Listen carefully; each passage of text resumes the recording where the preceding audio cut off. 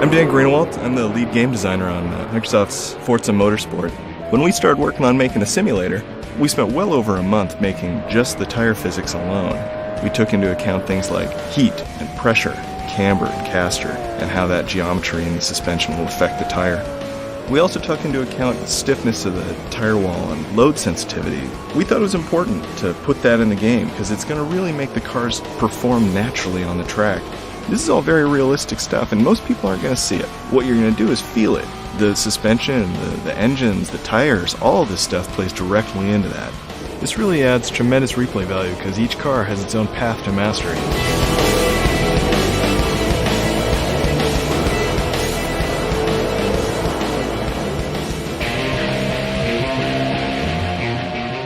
Forza Motorsport has a telemetry area in the replay section.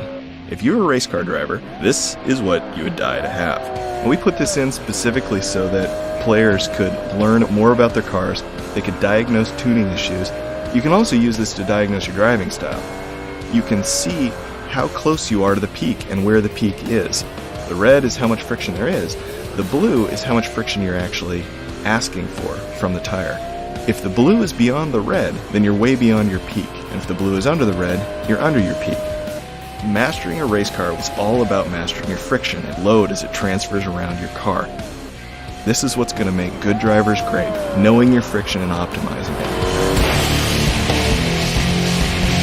In the suspension tab, you're looking at how much compression is going on in your actual suspension of your car. What you want is to be in that green range with some pretty even transfer. So in this display, you can see how much travel is going on in your suspension.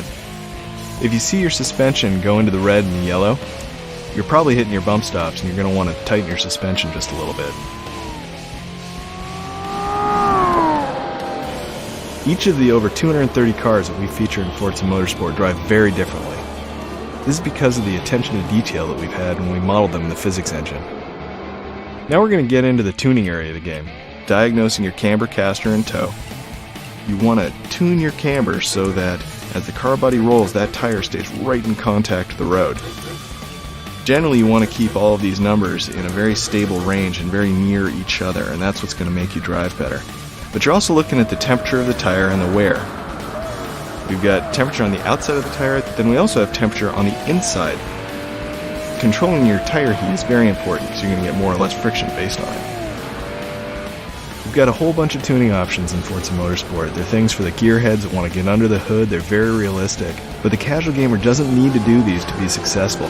All the cars are set up really well for driving.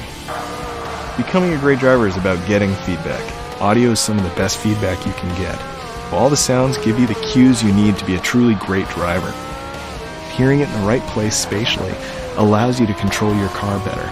In Forza Motorsport, the audio is 5.1, and we've really capitalized on that. We wanted to make sure that when you upgrade your car, you can feel it.